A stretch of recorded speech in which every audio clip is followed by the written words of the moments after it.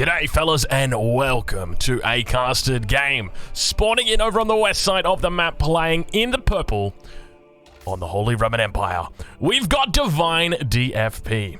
Spawning over on the east side of the map, playing as the Rus. We've got Give You Anxiety in the blue. Ladies and gentlemen, welcome to a special casted game because we have got the improved Observer UI on at the moment. And doesn't it look absolutely gorgeous? Now, these guys have played a show match. Now, I don't actually know, I'll be honest with you guys, I don't know where this show match has come from. I don't know who organized it. So a big shout out to whoever did organize it. If you do know, please let me know in the comments.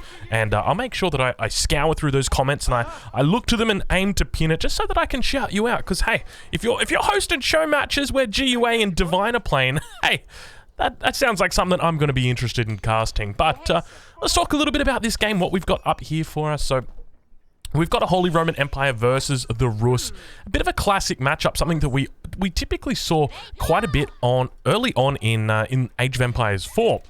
So it's going to be all about the relics, or at least that's the way it used to go. You know, the Holy Roman Empire has changed a little bit in the recent times, but it's typically about the relics and racing for the relics. So what's the goal of the Rus? The Rus is to get up as quickly as they can to the castle age and try and deny prelates from taking the relics. That's point number one.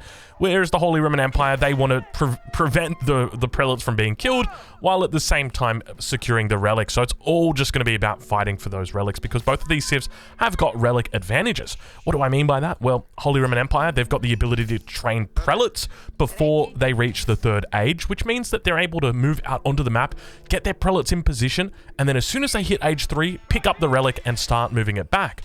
Whereas the Holy Roman Empire, they've got a landmark, or rather, the Rus rather, have got a landmark that enables them to train monks immediately. So it acts as a monastery or as a mosque and allows you to start training those monks instantly. And of course, they are warrior monks who are riding on cavalry. So it makes them a little bit faster and easily able to move out on the map. So expect that both of these guys are going to be looking to get out there and take those relics as quickly as possible. We'll ride on board with GUA rather and see how he's doing. He's opened up with a hunting cabin. Interestingly, hunting cabin has been placed relatively close here to the corner.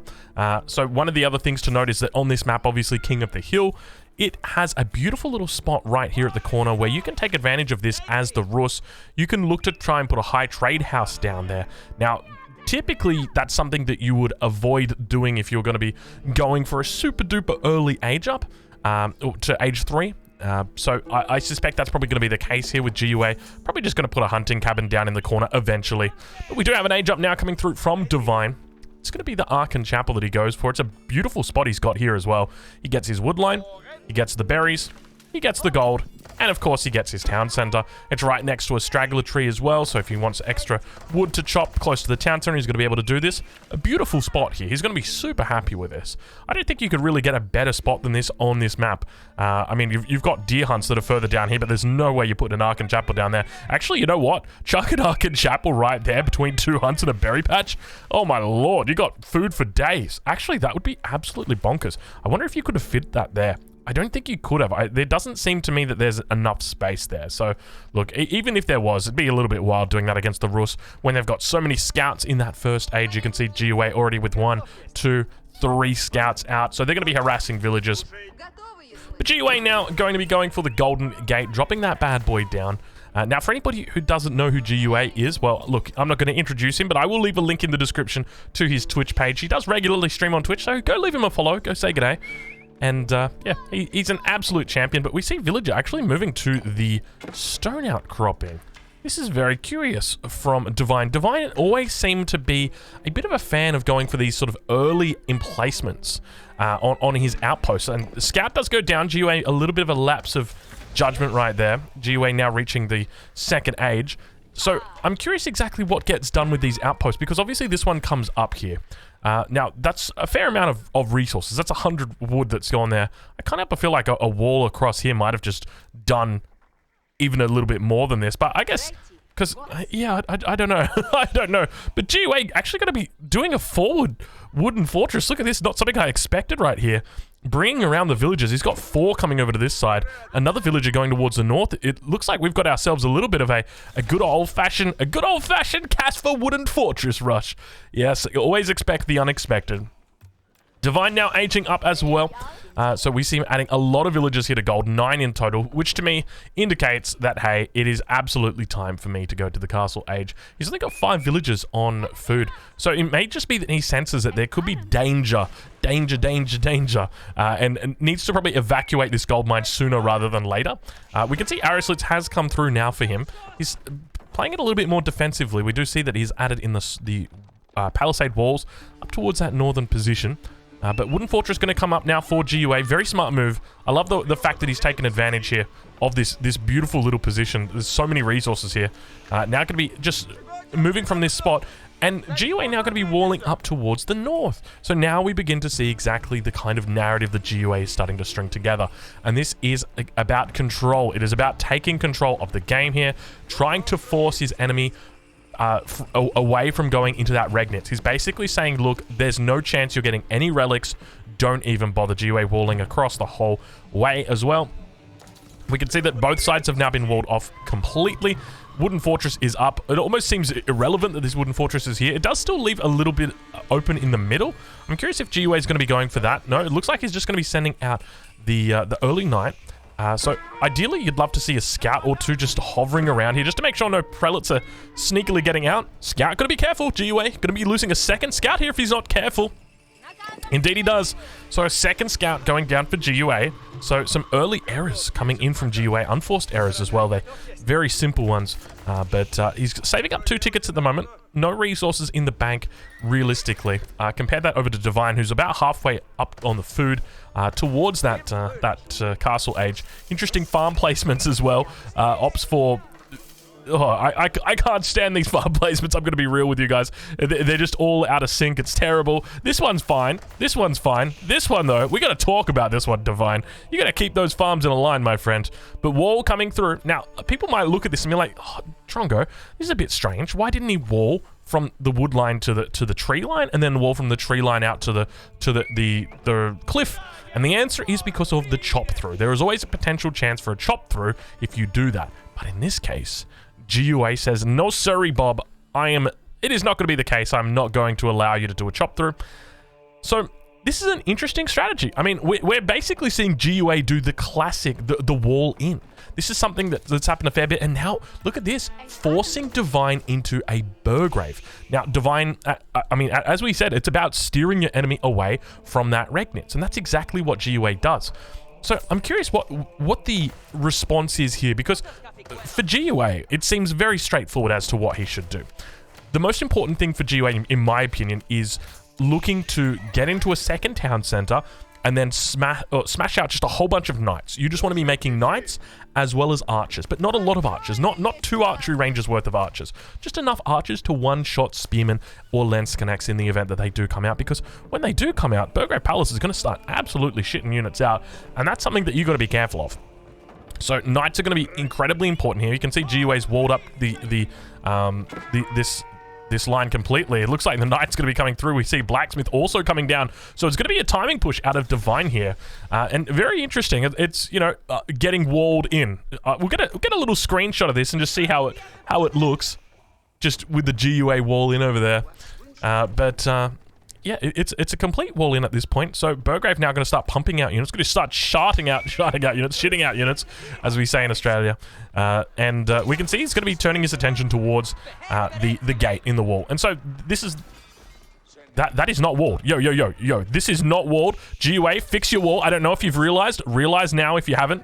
There we go. He's trying to wall it up. Knight coming out. See, this is exactly what we're talking about the knight numbers. Ideally, you want as many knights as possible from GUA's position.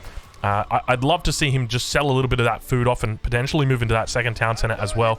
But I guess realistically, the big thing is as long as he follows this up with a castle age or he's got some form of win condition, the big factor here is he cannot let Divine build up a huge force. He needs to keep trying to trade, keep trying to bring in these fights. You see the charges coming off. This is exactly what he needs to do. Now he's going to start repairing up the wall. I do like this. Super smart.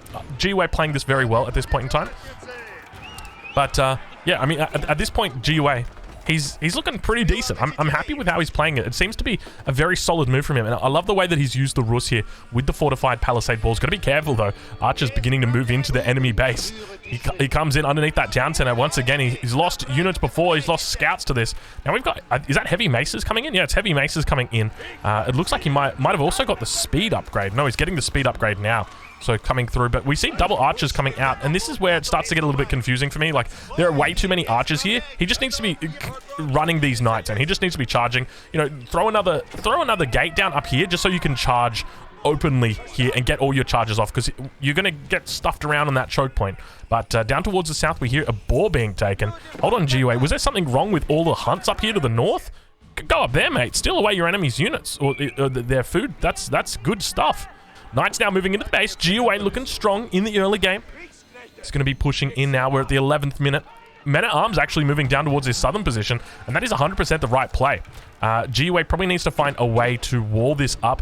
You can see the Men-at-Arms. And interestingly, no spearmen whatsoever coming out from Divine. And I think it's probably... you got to be so careful with it. It's the right decision, but it's also the wrong decision. Knights are just going to keep trading like this, and it's a very effective trade. Spearmen are at least going to be able to help that. And now we do finally see some spearmen coming out, so the correct decision is finally coming out there. +1's now come through for GUA on the ranged armor, or ranged attack, rather. We do see ranged armor now coming in for Divine as well. He's looking to hold on. Doing a pretty decent job. He cleans up a couple of knights. Trades, unfortunately, getting a little bit too extended. The knight number's just nowhere near as well as or as high as they should be for GUA at the moment. You'd love to see this knight number probably heading towards the double digits, but GUA looking to try and hold on here as the men-at-arms continue racing away. We'll right on board into his base and just see exactly how he's doing. Yeah, everything just looking pretty standard back here for GUA at the moment. But nice little fight on this front. Picks off another horseman, another knight rather. It's 2 knights that he takes out. Those extended fights are what you want to avoid as GUA.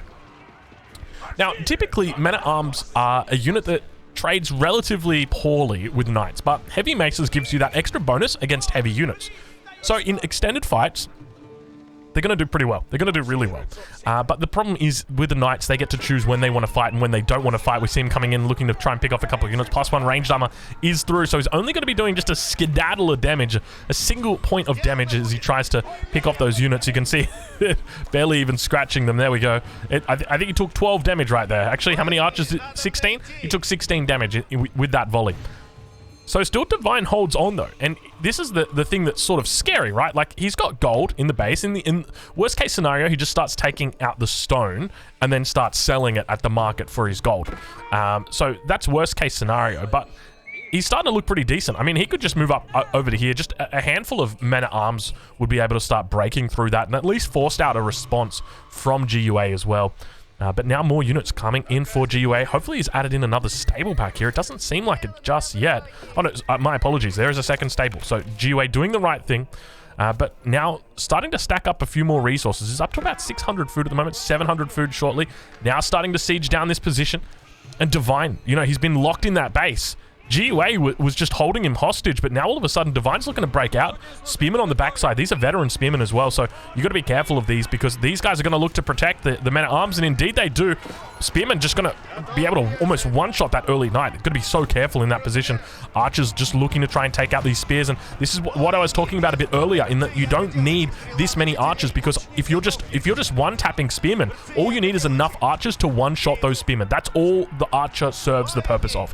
Every other unit needs to be those early knights, because that's what's going to be trading effectively here. Because, I mean, the men-at-arms have got +2 armor, but, I mean, one of the things Divine probably hasn't realized is that GUA is still in H2, and 6 armor versus 6 attack, it does the exact same as 5 armor versus 6 attack. But looking like he's getting into a pretty decent spot. Interestingly, no Lens Connects coming out just yet. Lens Connects would be very effective in this. If you got some hits over on these units, you'd be absolutely destroying them. But now falling back away from this position, we'll roll down to the south, and you can see the men-at-arms going to be turning their attention towards that wooden fortress, able to take it out. And GUA looking to potentially age up at this point. We'll check in on the Golden Gate. He's got no tickets in the bag at all.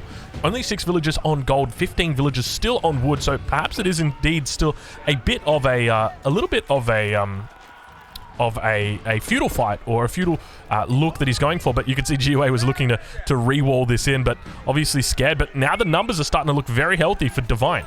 GUA's tried his best to pick off these units, and you can see the Men-at-Arms getting some decent swings there. So who knows, maybe the early Knight versus Men-at-Arms saga is yet to be determined. It really feels like those Holy Roman Empire Giga Chad Men-at-Arms are actually pretty decent. And now the Knights come in, once again getting off some decent charges. But at the same time, Men-at-Arms going to be able to hold on. They continue committing to this fortified palisade gate. Villager just asleep at the moment. Ideally needs to be over here, working it out. Work. Okay, there we go. Now it's repairing it up. Charges continuing to come through. We never saw a second gate come through, so it means these Knights, once again, they're just getting wiped out completely. And with that, the gate got to go down, and GUA going to be in a little bit of trouble because now everything is on the table. We can see that he's managed to wall up down on this south side once again. Still got this boar down towards the southern position. A lot of idle villagers. Actually, that boar's just run out, I believe. But now we've got archers in the center that are going to be chased away. And remember, these archers are just completely useless. Realistically, so they do 6 damage. Obviously, there's 2 armor on the enemy side. I don't know where the spearmen are. I'll look to see if I can spot any. Hold on a minute. In fact, there's no spearmen out at all. So we can't even see how much health the spearmen have got. But I guess the point I would like to make is you'd probably get away very easily with just 10 archers. It should be more than enough to kill enemy spearmen at this point. And when you've got double or even close to triple that, you can see 28 archers out now. It just means that you're going to be having less knights. And with less knights, you're not going to be able to easily take out the Men-at-Arms. But now it looks like more units going to be sent through. A keep going to be coming down in the middle, and GUA actually going to be going up against Divine, who is taking the Sacred Site in the center, looking to seal this deal early on. This is big. I like the way that he just immediately goes for the center. He's not going for the relics. Actually, where did that prelate go? Was that prelate?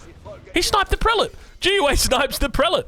Hey, respect. That was pretty smart. Very smart move, but it looks like the Sacred Site's just being held by the units at the moment. This is a cool mechanic that we see coming out, and GUA actually looking, I suspect he's looking for the next prelate that comes out. He's sort of hovering here. We'll right on board with him and just see what his perspective reveals. He doesn't see too much. There, he spots the prelate. He spots the prelate, and he knows that's the win condition that his enemy's got. He comes in, charges the prelate. Very smart moves there from GUA, and then he gets out, I suspect. Yep, just immediately shoot and scoot. I love it. Very smart move there from GUA, using the line of sight of the wall, the timing there as well on the Knights. Absolutely immaculate stuff from GUA. Beautiful to see. He's walled in over on this western flank as well. So much food behind there. Just gathering up hunts all over the map. And now those Knights going to be forced away. The Men-at-Arms continuing to give chase. But now that keep is up in the center. It's only a matter of time before the prelate is out, and that is it. But Sacred Site still yet to be captured at this point, but a lot of Men-at-Arms right now. The Giga Chad really is...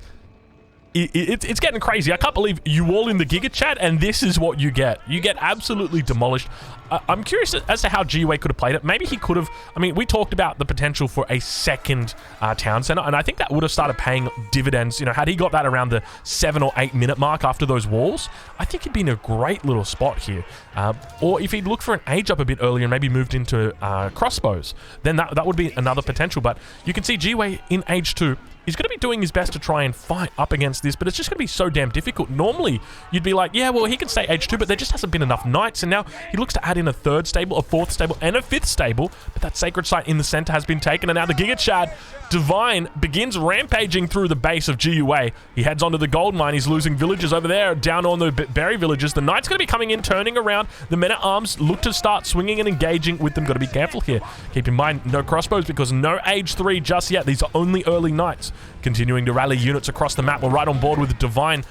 As we get to see, he's got more units up towards the north as well, just chilling out idle. Villagers just going down absolutely everywhere. Men-at-Arms just whacking away. Look at the damage that is coming out here. Divine looking solid. And keep in mind, despite all of this happening, the Sacred Site in the center was also taken during that. Now, I don't know exactly what the timer is. You guys know, even though we've got the improved Sacred Site timer, or improved Observer UI, we still don't have that Sacred Site timer just yet, unfortunately. But Divine doing his best to finish off this game. And I got to be honest, GUA is looking like he might be in a bit of strife. He's got 23 archers, but I can't help but feel like it is just irrelevant because they're dishing out 23 damage a volley. And when you think about it, that's like basically the same amount of damage as a crossbow deals. Like when you think about it, maybe 2 crossbows when you consider the armor, because there's 6 ranged armor. So let's go with 2 crossbows, but you guys get the point, right? Crossbows are highly effective, and look at the units just streaming across the map. The Burgrave Palace. It is that classic, you can't wall in the Giga Chad. Oh my lord, look at the amount of farms that we've got back here. You know I gotta get a picture of that. Don't you dare wall in the Giga Chad. That is absolutely beautiful.